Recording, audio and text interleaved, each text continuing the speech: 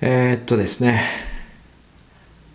とてもショッキングで、残念な事件が発生してしまいました。We are following breaking news from the Allen Premium Outlets where police are responding to a shooting involving multiple people. There is a massive police response there right now, and it is still very active. In the last moments, we have seen people being evacuated from those stores with hands above their heads.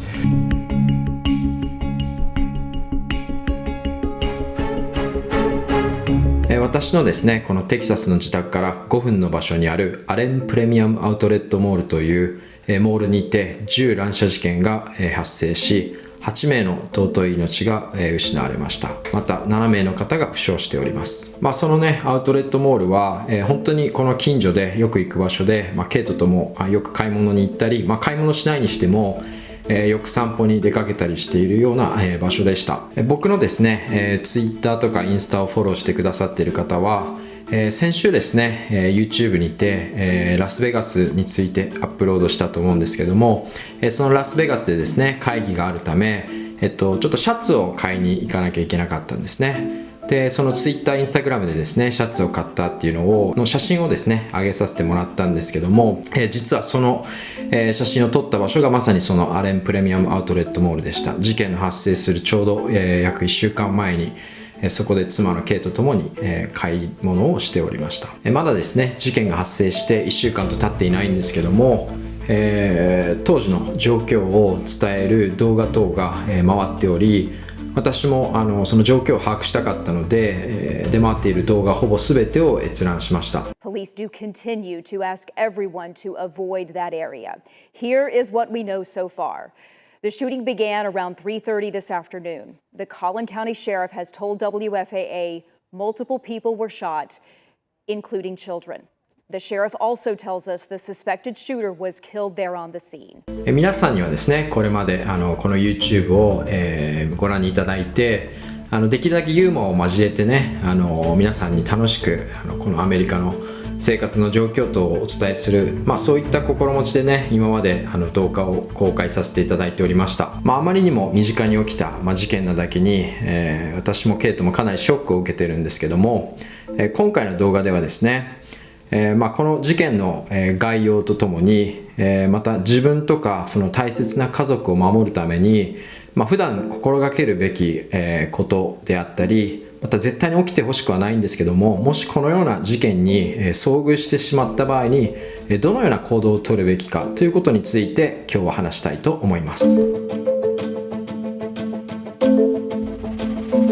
一つここで付け加えておきたいのは、今回の事件についてその犯人の動機だとかイデオロギーとか陰謀論とかについていろいろ出回っている話があるんですけども、私はそれらについては一切取り上げることはありません。あくまでもさまざまなメディアとかビデオ等から判断した事実をもとにそれだけをお話ししていきたいと思います。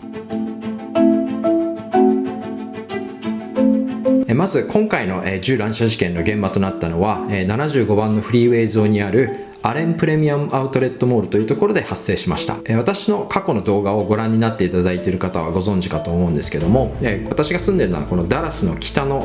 ダラスエリアというところなんですけども、ここはですね、全米の主要都市の中でも5番以内に入るほど安全なエリアと言われております。この北ダラスエリアというのは多様な人種の方々が暮らしており、白人が約 60%、アジア人が 20%、それから黒人の方が 10%、ヒスパニック系も 10% 程度が暮らしております。こちらのアウトレットは2000年に開業して以来、この北ダラスエリアでもかなり人気の場所となっており、モール自体は屋外モールなんですけども、駐車場が中央に配置されて、それを囲うように約120店舗の店舗が連なっております。このモールは私と妻もよく買い物に行くんですけども、特に週末になるとですね、もう本当に駐車場を探すのが大変なぐらい賑わっております。特にですね、この事件の起こった週末末というのは母の日が近いということもあり、プレゼントを探すお客さんで大変盛り上がっておりました。ちなみにですね、今回銃撃を行った犯人はその場で警察官に射殺されており、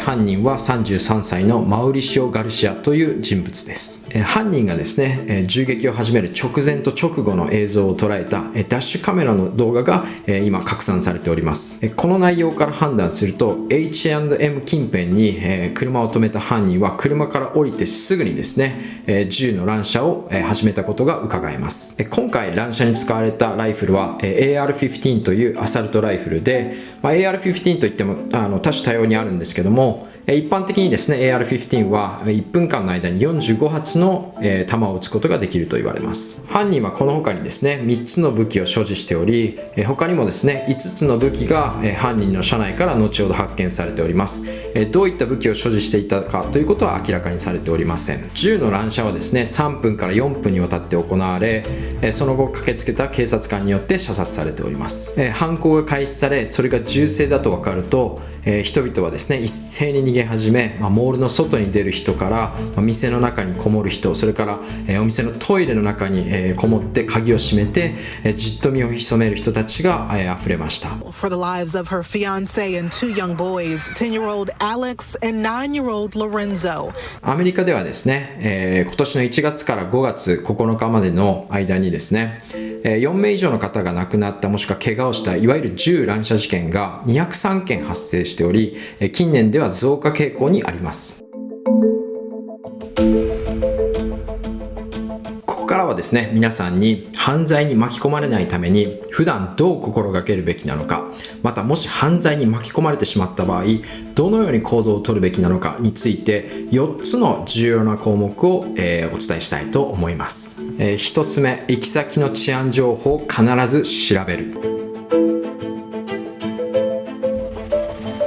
皆さんですね、各行く国とかについていろんなイメージがあるかと思います。例えば南米はちょっと怖いなとか、ヨーロッパは安全だけどなんかスリが多いよねとか、いろんなイメージがあるかと思います。その国に対するイメージは皆さんいろいろあると思うんですけども、その国の中の自分が行く市とか州とか、もっと細かい、例えばそのストリートとか、そういった単位で危険度を調べたことってありますか？例えばニューヨークのマンハッタン、観光地はとても安全な場所ですよね。ところがですね、地下鉄に入ると近年ヘイトクライムが増しております。またですね、ビジネス街なので夜になると人が一気に消えてですね、治安がぐっと悪くなります。私はですね、メキシコに住んでいた頃、メキシコ国内のもうありとあらゆる場所をケイトと共に旅行しました。旅行前はですね、必ずその行く場所、地域の治安情報について、過去にどういった犯罪がどのような状況で発生したのかということを必ず調べていきました。そうすることでですね、この地域では、この場所ではどういった行動を取るべきなのか、またどういった行動を取らないべきなのかということを事前に把握することができます。外務省が公開する海外安全ホームページというものがあります。これは地域単位で色分けされた危険レベルを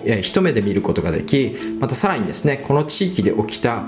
過去の実際の犯罪ケースについてリストを見ることができます。またメキシコの例を持ってきますけども、メキシコのある地域では必ず夜車は運転しないようにしましょうという注意喚起があります。もしですね、どうしても運転しなければいけない状況だったとしても、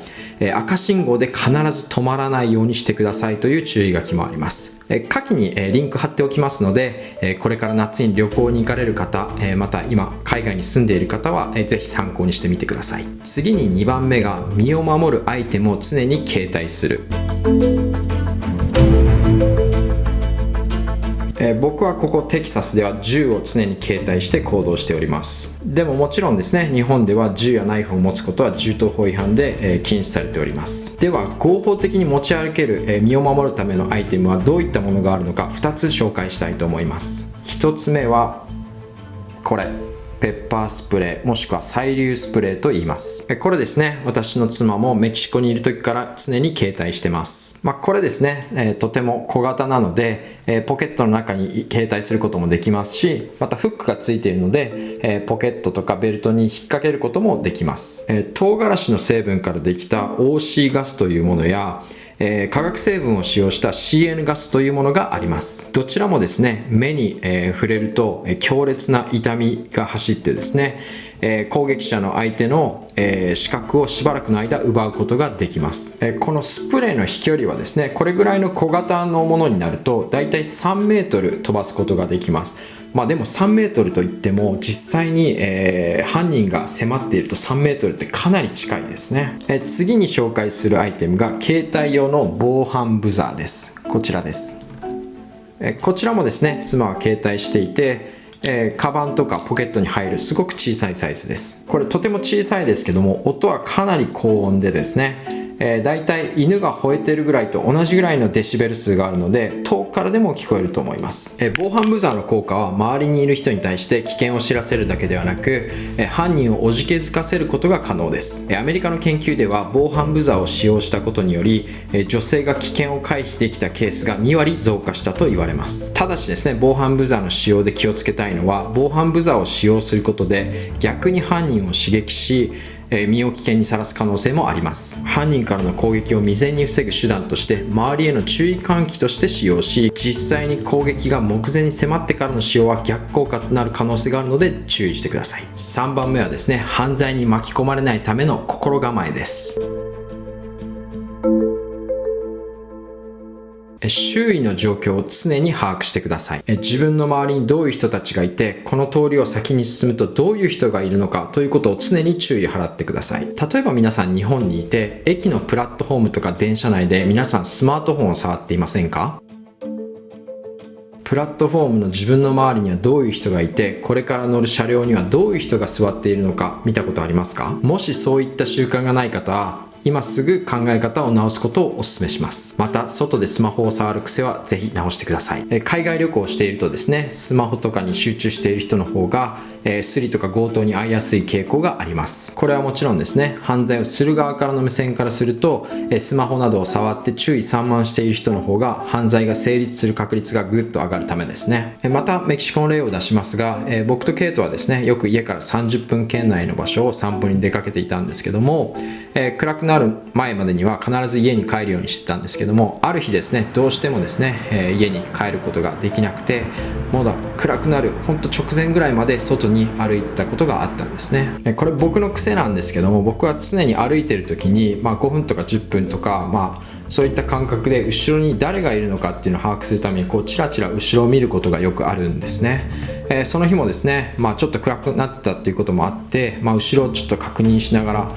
歩いてたんですけども、ある時気づいたらですね、さっきまではいなかった、帽子をかぶった男がですね、約10メーターぐらい離れたところについてきているのを、見ました。で、その男が現れたと同時ぐらいに、前方にもですね、約15メーターぐらい離れたところのコーナーのところにですね、2人の男が帽子をかぶって立っているのが見えました。これは何かあるなという危険を察知してですね、ケイトに対して小声で、ここから走ろうということを伝えて、一気に方向転換して走りました。するとですね、後ろにいた男はすぐにその後ろをついて走ってきて、前方にいる2人も方向転換してこちらに近づいてきたので、一目散に逃げました。なんとかその時は走って逃げ切りましたけども、あのまま行ってたらですね、後ろと前方と両方に囲まれて、確実に襲われていたと思います。先日の銀座で発生した強盗事件の動画も見ましたけども、スマホで事件の様子を撮る人とか、ドアを閉めて犯人が出れないようにしている一般の女性とかいましたけども、あんなのはもう言語道断です。常に周りにどういう人がいるかということを確認し、危険があることを察知した場合は、電車であればその電車に乗らないとか、車両を変えるとか、常に安全を最優先してその場から立ち去ってください。間違ってもね、これはバズるなんて思ってスマホで撮影しようとしたり、変な正義感を出して戦おうなんていうことは絶対に思わないでください。最後4つ目、実際に犯罪に遭ってしまった場合はどうするのか。実際に犯罪に遭ってしまった場合どうするのか、もちろん犯罪の状況によってその場でどういう行動をとるかということは異なりますが、まず最初に大事なのは冷静さを保つということです。人間はですね、恐怖とかストレスを感じた際、アドレナリンというホルモンが抽出され、心拍数や血圧がぐっと上昇し、呼吸が促進されます。またこれと同時にですね、脳の前頭前野の働きが低下し、怒りとか不安とかそういった感情が脳を支配し始めます。これをですね、Fight or Flight、戦うか逃げるかと呼び、先祖から刻まれた DNA、 いわゆる生理的反応が起こります。この生理的本能的反応に支配された結果、判断力や思考能力が低下します。これはですね、実はトレーニングによってより冷静な状態を保つことが可能になります。いずれにせよ、できるだけ冷静な状態を保つようにし、以下の点からどのように行動すべきかを瞬時に判断していかなければいけません。一つ目の判断が状況判断。相手がどのような武器を持っているのかとか、その位置関係、犯人の人数、それからですね、逃げれるルートなどを判断する必要があります。事件があった時にその場でこういった判断をするっていうのはかなり難しいんですけども、ですので先ほど言った通り、事件が起こっている時、起こっていない時に関わらず、周りにどういう人たちがいるのか、どういう状況なのかっていうのを常に注意を払っていくということを心がけてください。次に能力判断。自分がですね、戦うだけの能力があるのか、また逃げるだけの能力があるのかといったことを判断する必要があります。3つ目に目的判断。これはですね、犯人がですね、何を目的としているのかによって判断が異なります。例えばですね、強盗が金品や金を目的としているなら、冷静にですね、速やかにそれを渡してください。そうすることで、あなたの命、もしくは家族の命を守ることができる可能性があります。最後4つ目が法的観点です。ではですね、戦うというふうに決めた場合にですね、それをあなたが反撃した場合に、それが正当防衛として認められるのか、またですね、あなたが攻撃を行った場合に周りの人に対して危害が加えられないか、そういったことを瞬時に判断する必要があります。とは言ってもですね、実際に犯罪に巻き込まれた際にその状況とか能力とか目的とか法的観点、そういったことを瞬時に判断できるという人は私も含めてそうはいないと思います。ですので何度も言いますが、海外旅行等に行く際は必ずその地域の犯罪の状況とか治安レベルについて事前に知っておくこと、さらにですね、その行った際にはそこの自分がいる場所、その周り、この先の状況を常に把握するということを心がけてください。このようにいろいろ言われてもね、自分には絶対そんなことは起きないよとか、そんなことを常に考えてたら旅行つまんないよとかいう意見があるのは重々承知してます。実際に僕もですね、旅行に行く際はその現地を思いっきり楽しんでます。それでもですね、今日話したことを頭の片隅にでもいいので、置いておいて一度振り返ってみてください。今回の話がためになったという方はいいねボタンをクリックお願いします。世界中を旅してですね、アメリカやメキシコでの生活を通して学んだこととかを面白おかしく話しております。ぜひチャンネル登録して他の動画もご覧になってください。それではハイドグラフィーのヒデでした。またね、バイバイ。